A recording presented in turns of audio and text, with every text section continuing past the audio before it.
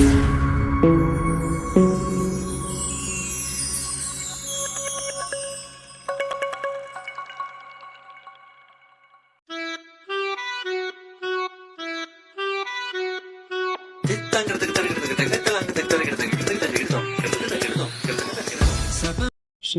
my thanks to the correspondent, thanks to the principal, and fathers, sisters, brothers, and dear respected teachers, and my student, parents, and thanks to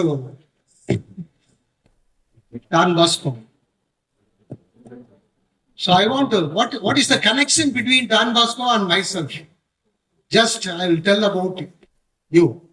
Okay? நான் Don Bosco பேரண்ட்டுங்கிறதுல பெருமை அடையும், ரொம்ப மகிழ்ச்சி அடையும். என் பையன் Don பாஸ்கோல தான் படிச்சாரு, 1ஆவதுல இருந்து 12ஆவது வரைக்கும்.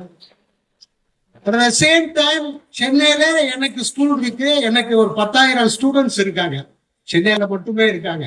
இருந்தா கூட டான் பாஸ்கோல படிச்சு என் பையன் சிங்கப்பூர் ஆர்மியில போய் ஜாயின் பண்ணி இன்னைக்கு அவர் உயர்ந்த நிலையில இருக்காங்கன்னா காரணம் ஃபாதர், அங்க இருக்க ஃபாதர்ஸ் தான், அங்க உள்ள சிஸ்டர்ஸ் தான்.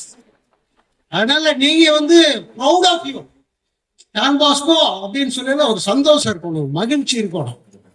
எப்பவுமே ஒரு பேரானந்தத்தை கொடுப்பாங்க. நமக்கு தோல்விகள் வரையில தோல் கொடுக்கக்கூடிய அளவுக்கு நம்முடைய பிரதர்ஸ் அண்ட் ஃபாதர் பக்கத்திலே இருப்பாங்க. அந்த மாதிரியான கண்காணிப்பு இருந்ததுனாலதான் உலகம் பூரா டான் பாஸ்கோ ஸ்டூடெண்ட்ஸ் இருந்துகிட்டே இருக்காங்க. எனக்கு ஒரு சின்ன ஆசை இருந்துச்சு, ஒரு விவசாயம் பண்ணணும்னு சொல்லி அதுக்காக ஒரு காரைக்குடியில ஒரு 40 ஏக்கர் வாங்கினேன். அப்போ டான் பாஸ்கோ ஃபாதரை கூப்பிட்டு ஃபாதர் 2014ல ஃபாதர் கொஞ்சம் ப்ரேயர் பண்ணுங்க ஃபாதர் அப்படின்னு. மத்தியானம் 2 மணி 2:30 அப்படியே அரை மணி நேரத்துல பாத்தீங்கன்னா எப்படித்தான் மழை வந்துச்சுன்னு தெரியல. ஃபாதர் ப்ரேயர் பண்ண மழையா கொட்டுச்சு, காட்டுக்கருவையில மழையா கொட்டுச்சு. இன்னைக்கு வரைக்கும் மழை பெஞ்சுக்கிட்டே இருக்கு. இந்த வருஷம் 2000 மூட்டை நெல் வருது.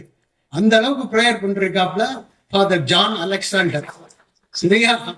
அப்பேற்பட்ட ஃபாதருக்கு நடுவுல நீங்க இருக்கீங்க, அப்பேற்பட்ட பிரதர்களுக்கு நடுவுல நீங்க இருக்கீங்க, அப்பேற்பட்ட சிஸ்டர்ஸ்க்கு நடுவுல நீங்க இருக்கீங்க. நீங்க ஜெயிக்காம வேற யாருமே ஜெயிக்க முடியாது. ஃபர்ஸ்ட் ஒரு ஸ்கூலு உள்ளுக்க நுழையல 2 பேரண்ட் வந்தாங்க. கல்வி சாலைகளை போய் போகும்போது கவிதையில தான் கேள்விப்பட்டிருக்கோம்.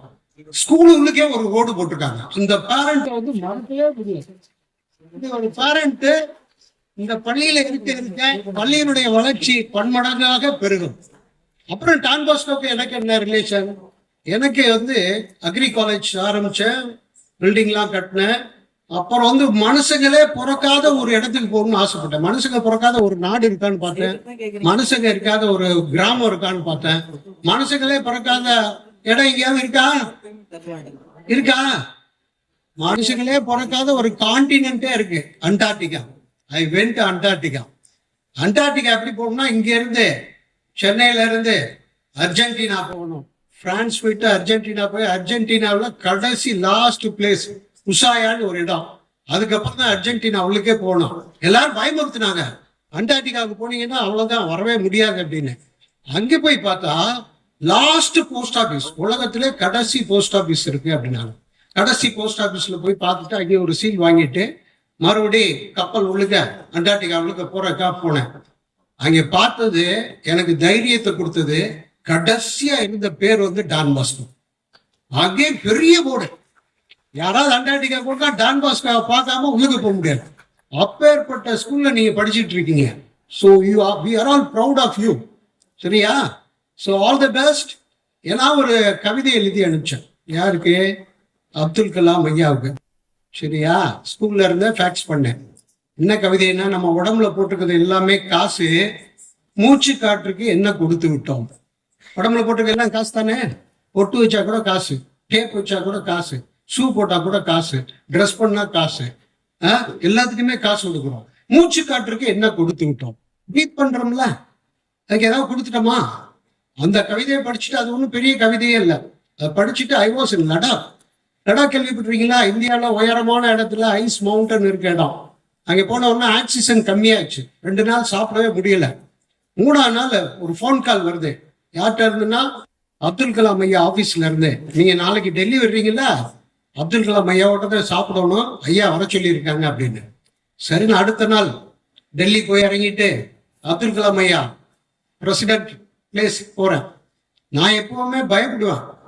பிரின்சிபால் ரூம் நீங்கெல்லாம் பயப்படுவீங்களா மாட்டீங்களா? பிரின்சிபால் ரூமுக்கு வர சொன்னா பயப்படுவீங்களா மாட்டீங்களா? ஹெச்எம் ரூமுக்கு வர சொன்னா மாட்டீங்களா? பயப்படுவீங்களா? என்னை போய் பிரசிடென்ட் கூப்பிட்டுருக்காரு, அந்த ரூம்ல நான் போகணும்னா எப்படி இருக்கும்? ஸோ தைரியமா பயந்து பயந்து உள்ளுக்கு போனேன். அப்படியே மூளையில ஒரு சிட்டுக்குருவி மாதிரி, புறா மாதிரி அப்படியே அமைதியா உட்கார்ந்துருந்தார் ஐயா. கிட்டக்க போட உடனே, ஐயா உட்காருங்க, கவிதையை மட்டும் எழுதிக்கிட்டு சென்னையில எப்படியா இருக்கீங்க அப்படின்னு கேட்டாரு. நான் சொன்னேன், ஐயா ஸ்கூல் வச்சிருக்கேன் ஐயா. இங்கிலீஷ் மீடியமா? ஆமாங்க ஐயா. பிள்ளைகள்ட்ட எல்லாம் அதிகமா காசு வாங்கிடாதீங்க அப்படின்னு அட்வைஸ் பண்ணாரு. ஒரு 2 பேரும் பேசணும் கவிதையை பத்தி. ஸோ நல்ல வெயில்ல வேர்த்து விறுவிறுத்து போகையில வேப்ப மரத்துக்கு கீழே போய் நின்னோம்னா எவ்வளவு சந்தோஷம் இருக்கும், அந்த மாதிரி இருக்கணுமையா ஒரு கவிதைங்க அப்படின்னு சொல்லி கவிதையை பத்தி ஐயா சொல்றாரு. அப்புறம் நான் எழுதின புத்தகங்கள்லாம் ஐயாட்ட கொடுத்தேன், அவர் எழுதின கொடுத்தாப்புல. 2 பேரும் ரொம்ப ஃப்ரெண்டானோம். அதுக்கப்புறம் 2 பேரும் சேர்ந்து தைவான் போனோம். தைவான் போயிருக்கல திருக்குறளை தங்கத்துல ஒரு பக்கமும் தங்கத்துல ஒரு தமிழ்லையும் ஒரு பக்கத்துல தைவான் மொழியிலையும் வெளியிட்டாப்புல.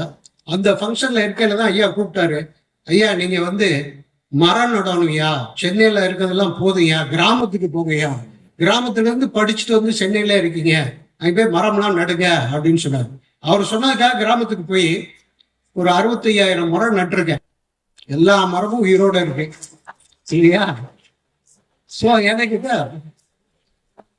ஒரு 35 குதிரை இருக்கு, ஹார்ஸ் ரைடிங் கிளப் இருக்கு, கேமல் ஃபார்ம் இருக்கு, ஒட்டக ஃபார்ம் இருக்கு, குதிரை ஃபார்ம், கழுதை ஃபார்ம், மாட்டு பண்ணை, ஆட்டு பண்ணை எல்லாமே இருக்கு. நீங்களும் அங்கே வரணும், தயவுசெய்து வாங்க. உங்களுக்கு அருமையான பிரியாணி கொடுக்க சொல்றேன். டூர் மாதிரி வாங்க. You can see all the animals. Thank you very much. So I'm proud of you. I don't want to take much time.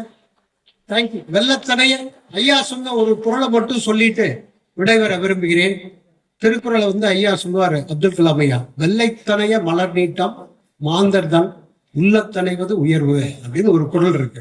So அந்த குறள் படி நீங்கள் மென்மேலும் உயர்ந்து கொண்டே இருக்க வேண்டும் என்று, இந்த பள்ளி வளர்வதை போல நீங்களும் வளர்ந்து இந்த பள்ளிக்கு நல்லது செய்ய வேண்டும் என்று கேட்டுக்கொண்டு விடைபெறுகிறேன். நன்றி, வணக்கம்.